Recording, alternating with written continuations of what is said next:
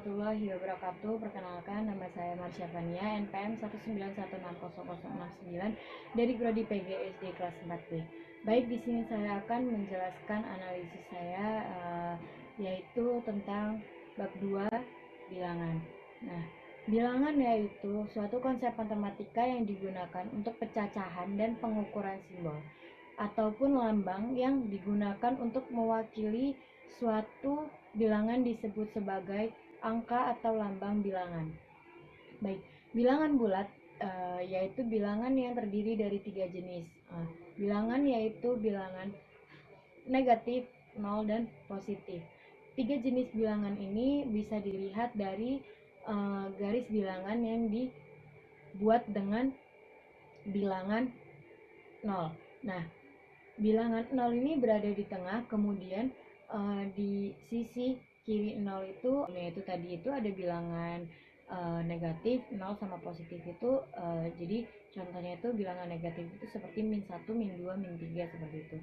Nah, kalau misalnya di tengah itu ada 0 itu dan sebelah kiri tadi itu ada 1, bilangan positif itu 1, 2, 3. Nah, seperti itu. Nah, sekian aja itu penjelasan saya tentang bilangan. Dan saya akan melanjutkan yaitu bab 3 itu tentang kegiatan sehari-hari tentang waktu.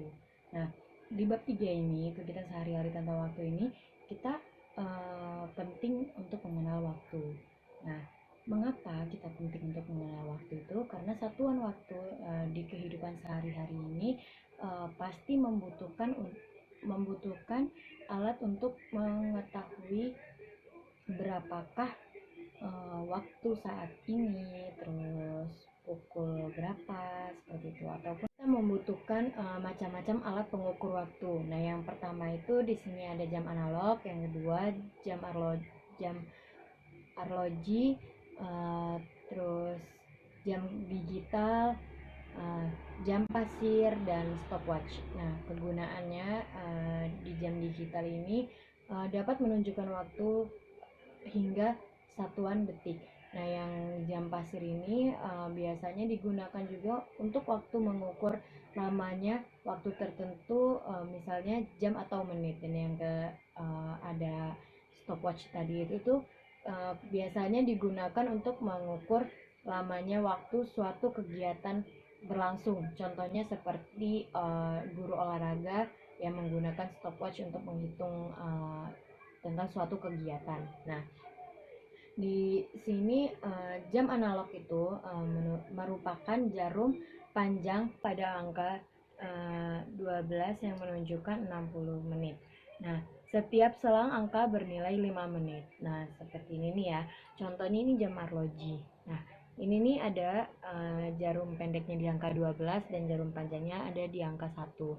Nah, ini yang di sini contohnya itu tandanya jam 12 lewat 5 menit.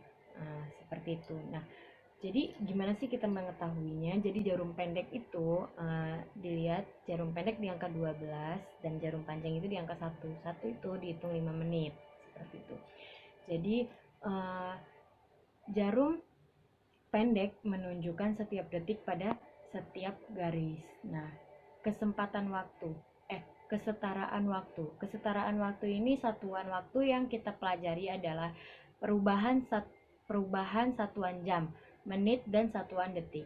Nah, jadi 1 jam 60 menit, 1 menit itu ada 60 detik, dan 1 jam itu 3600 detik. Nah, saya akan melanjutkan yaitu tentang analisis bab 4, itu ada satuan pengukuran panjang. Nah, satuan pengukuran panjang ini dari suatu benda kita bisa menggunakan penggaris.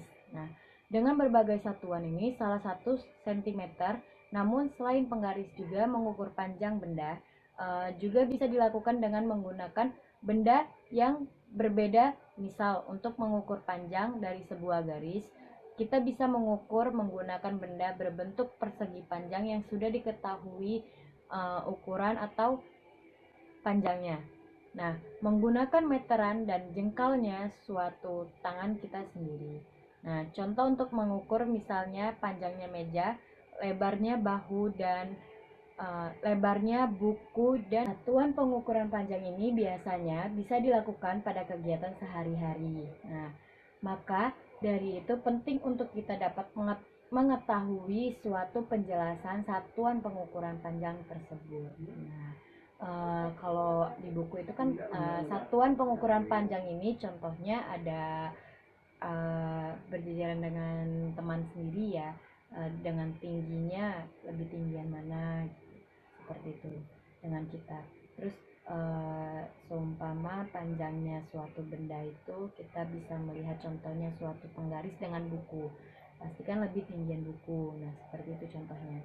Nah, kalau kita mau mengukur suatu benda itu biasanya yang digunakan siswa peserta didik yang lebih mudahnya yaitu menggunakan penggaris, seperti itu. Baik, saya akan melanjutkan yaitu bab 5, analisis bab 5, menjelaskan tentang bangun ruang. Nah, bangun ruang ini di matematika itu mempelajari yang mempelajari itu bangun ruang 3 dimensi. Nah, bangun ruang 3 dimensi ini merupakan bangun ruang yang memiliki volume atau isi. Nah, sedangkan bangun ruang ini memiliki beberapa bentuk, macam bentuknya. Nah, bangun ruang ini memiliki sisi, yaitu sisi dibagi menjadi dua, yaitu yang pertama ada sisi lengkung dan yang kedua itu ada sisi datar. Nah, seperti itu.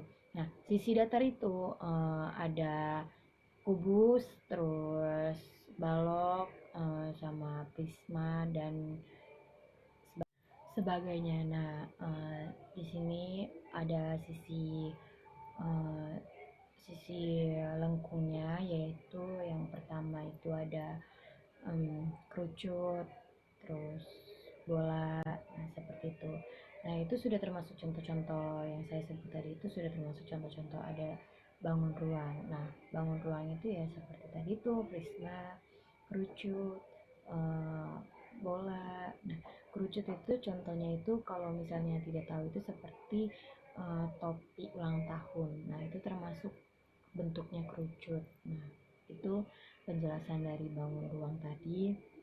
Nah, dan saya akan menjelaskan, baik, yang terakhir saya akan menjelaskan yaitu bab 6, yaitu bab 6 tentang pengukuran berat. Nah, apa sih pengukuran berat itu? Nah, pengukuran berat itu pengukuran yang membandingkan suatu massa benda tersebut. Nah, contohnya pengukuran berat itu yaitu dengan menggunakan timbangan, dan ada bermacam-macam timbangan.